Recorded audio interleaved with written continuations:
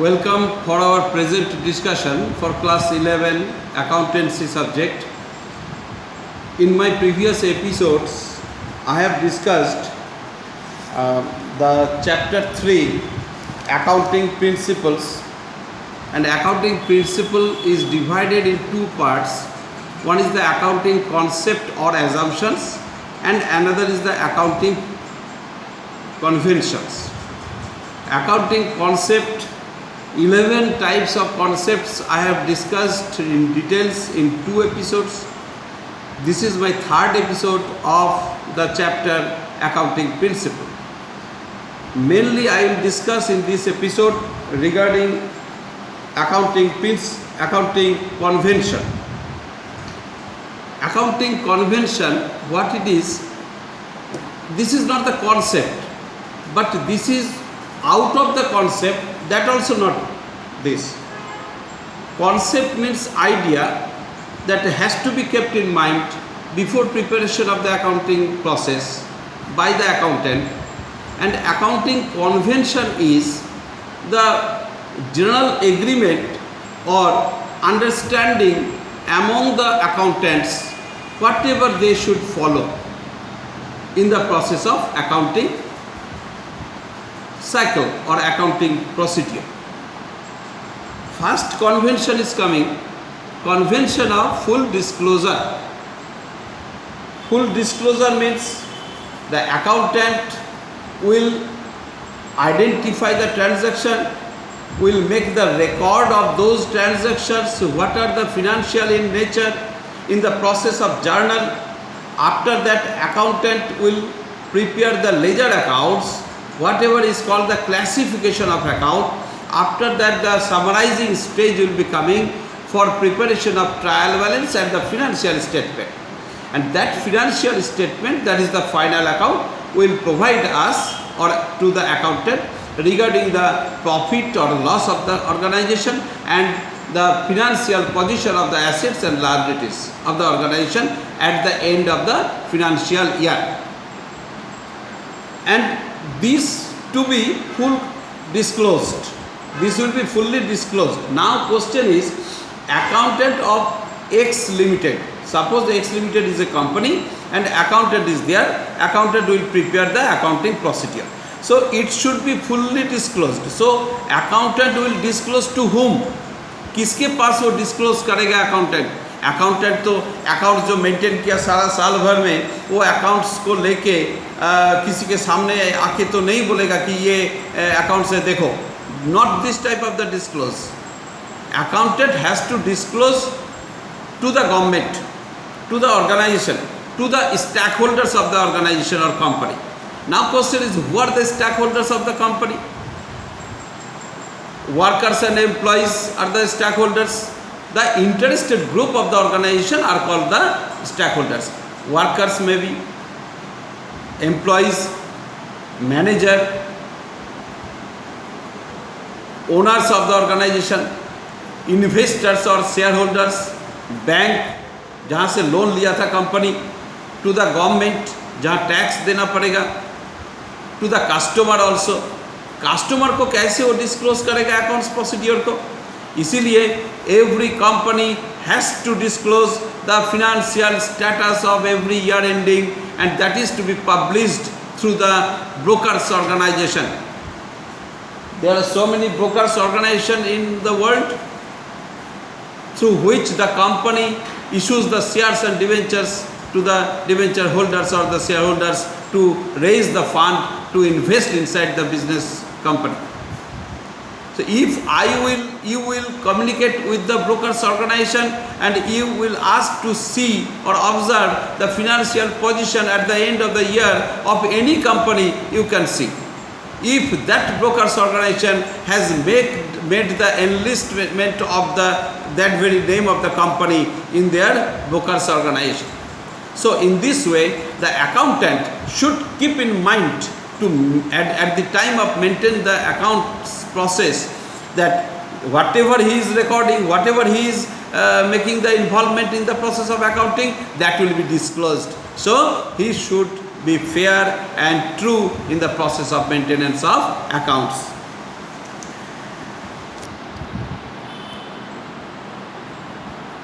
यहाँ तक कि कॉन्टिजेंट लायबिलिटी, कॉन्टिजेंट एसेट बोल के एक टर्म आता है।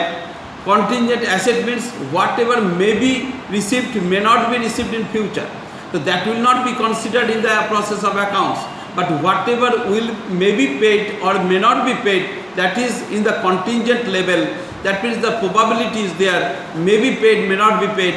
So that situation amount, or that is called the contingent liability, that will also be shown in the process of the accounts at the below of the balance sheet as the footnote. The accountant has to publish that, has to maintain that. Next I am coming for the second convention, convention of materiality. Materiality means here कुछ छोटा छोटा खर्चा होता है जो उसी नाम से रिकॉर्ड नहीं करके जस्ट उसके साथ मेन एक्सपेंस के साथ उसको ऐड कर दिया जाता है। उस छोटा एक्सपेंस को या छोटा इनकम को उसको अलग से कोई मैटर काम नहीं करता है, वो जो मेन मैटर है, मेन मटेरियल के साथ उसको ऐड कर दिया जाता है। Just example, machinery purchased by ₹1 lakh, तो ये machinery account debit to cash account होता है जर्नल, या machinery account debit to bank account होता है जर्नल। इसका मतलब है मशीन जो परचेज किया, मशीन एक मेन चीज़ हो गया तो उसमें रिकॉर्ड हो रहा है ₹1 लाख, लेकिन मशीन को कैरी करके लाने के लिए जो ₹3000 खर्चा हो रहा है कैरिंग कॉस्ट, उसके लिए कैरेज अकाउंट डेबिट खर्चा है, एक्सपेंसेस आर डेबिट बोल के carriage account debit to cash account और नहीं करते हैं, उसको machinery account debit to cash account ही कर देते हैं। इसका मतलब है मशीन के लाने के लिए जो खर्चा हो रहा है उसको भी मेन मैटर जो है मशीन, उसके साथ पांच कर दिया जाता है। इसीलिए ये जो कैरिंग कॉस्ट लगा ये इसको इमैटेरियल सोचते हुए अकाउंटेंट को अकाउंट्स मेंटेन करना पड़ेगा। और it was agreed among the accountants, मतलब सारे अकाउंटेंट्स को ये मालूम होना चाहिए। तो it was the convention of materiality. And the last is coming convention of conservatism. Very interesting. Conservatism को प्रूडेंस कॉन्सेप्ट भी बोलते हैं, but concept I should not tell, it is the convention, it is the idea. It should be considered by the process of agreement among the accountants. Now conservatism point में दो point आएगा, contingent asset और contingent liability। अभी हमने बोला कि contingent liability को show करना पड़ता है accountants को as the footnote below the balance sheet of the organization at the end of the financial year, लेकिन contingent asset को शो नहीं करते। जस्ट टेक एन एग्जाम्पल, हमारा बिजनेस है, कोई कस्टमर हमारे बिजनेस के अगेंस्ट में केस कर दिया, कोई सामान बेचे थे हम, डिफेक्टिव गुड्स था, उसने आया, हमने उसको कंसीडर नहीं किया, वो जाके केस कर दिया कंज्यूमर फोरम में हमारे कंपनी के अगेंस्ट में, और ₹1 लाख का उसने जुर्माने का अपील किया कोर्ट में, डिस्ट्रिक्ट फोरम में जाके या स्टेट कमीशन में जाके कि नेशनल कमीशन में जाके। तो हम भी कोर्ट में लड़ रहे हैं केस, वो कस्टमर भी लड़ रहा है। अगर कस्टमर जीत जाता है, फैसला जो होगा जज का, अगर कस्टमर जीत जाएगा तो हमको देना पड़ेगा 1 लाख, और अगर हम जीत जाएंगे तो हमको देना नहीं पड़ेगा।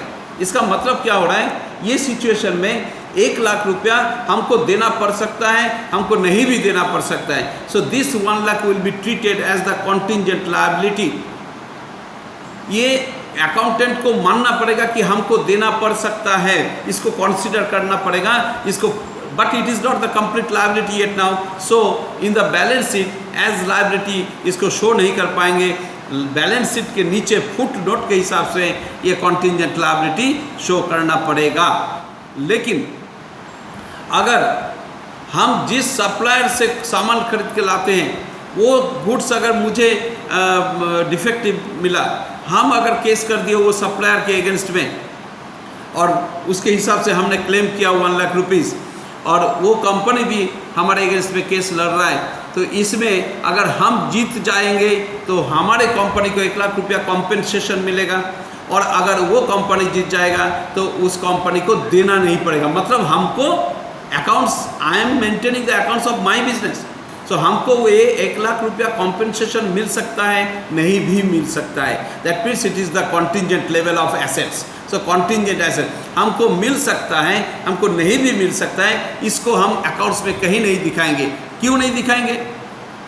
क्योंकि हमको मिल सकता है, नहीं भी मिल सकता है, तो हमको नहीं मिलेगा सोचते हुए चलना पड़ेगा। तब जाके क्या होगा, जब नहीं मिलेगा तब फिनेंशियल प्रॉब्लम नहीं आएगा मेरे बिजनेस में, और अगर मिल जाएगा तो वो मेरे लिए सरप्लस में रहेगा। लेकिन कॉन्टिजेंट लायबिलिटी हमको देना पड़ सकता है, नहीं भी देना पड़ सकता है, इसको कंसीडर करना पड़ता है कि हमको देना पड़ेगा। इसीलिए हम जब देना पड़ेगा तब मेरा प्रोविजन रखा हुआ है, हमारा प्रॉब्लम नहीं आएगा, फिनेंशियल प्रॉब्लम। और अगर नहीं देना पड़ेगा तो फिर ये पैसा रह जाएगा मेरे बिजनेस में। So in this way contingent asset and contingent liability दोनों ही देखो कॉन्टिजेंट लेवल के हैं। सपोज मेरे सामने 3 स्टूडेंट्स बैठे हुए हैं, हमारे पास चॉकलेट्स हैं, हमने 2 गर्ल्स एक बॉय है स्टूडेंट, 2 गर्ल्स को चॉकलेट दिया, बॉय को नहीं दिया। वो बॉय क्या बोलेगा कि सर बहुत कंजर्वेटिज्म है, या बॉय को दिया गर्ल्स को नहीं दिया तो गर्ल्स क्या बोलेगा कि सर कंजर्वेटिव है। इससे अच्छा है कि तीनों को देंगे, नहीं तो तीनों को नहीं देंगे। एम आई राइट? तो यहाँ पर क्या बोल रहा है, दोनों कॉन्टिजेंट लेवल का है, एक है कॉन्टिजेंट एसेट, एक है कॉन्टिजेंट लायबिलिटी। कॉन्टिजेंट एसेट को शो करने में मना कर रहा है और कॉन्टिजेंट लायबिलिटी को शो करने के लिए बोला जा रहा है। दैट मीन्स यहाँ पे कंजर्वेटिव का बात आ रही है। That's why the name of this convention is the convention of conservatism. Okay, with this I am closing my today's discussion, because this chapter is finished with this. Basically I have discussed all the concepts, 11 concepts of accounting concept, and 3 conventions are there in the syllabus. You prepare yourself properly. Thank you very much.